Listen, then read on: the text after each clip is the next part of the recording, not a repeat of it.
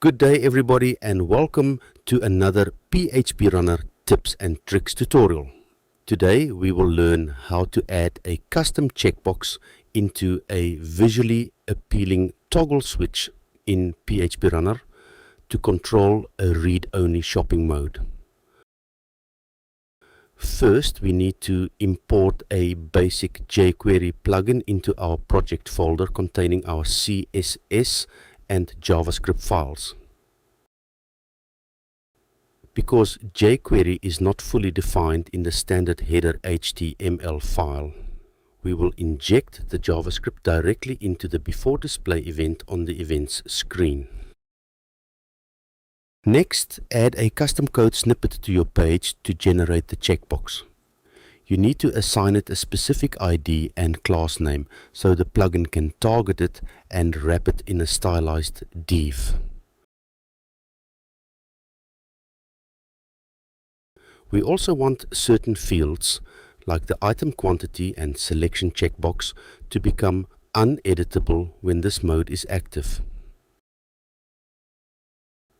To do this, use jQuery to target the fields and set their disabled attribute to true.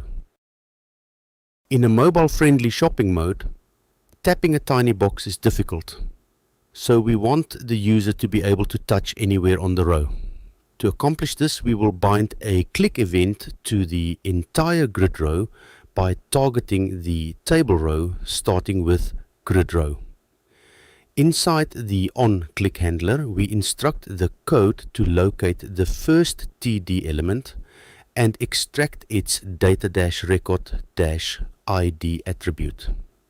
Once we have the correct row, we look for the specific input named value in cart and toggle its checked status using the prop function. Finally, because this grid uses spreadsheet mode, the new toggle state will not automatically sync with the database. You must send a manual AJAX request passing the record ID and new value to process the change on the server side.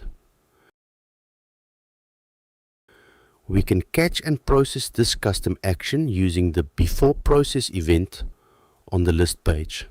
This ensures that the next time you load the list, your toggle switch completely remembers its correct state. And that is how you import a custom jQuery toggle switch into PHPRunner.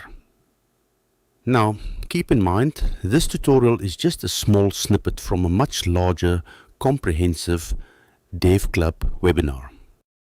If you are already a DevClub member, you can log into the members area right now to download the entire webinar. Plus, we have included all the project files and a fully populated database with test records so you can follow along with ease. If you are not a DevClub member yet, don't worry. You can easily join us by becoming a YouTube channel member for as little as $1 a month.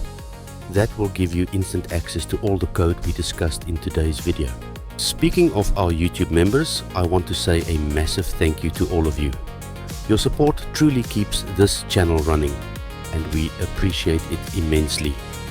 Until next time, happy coding.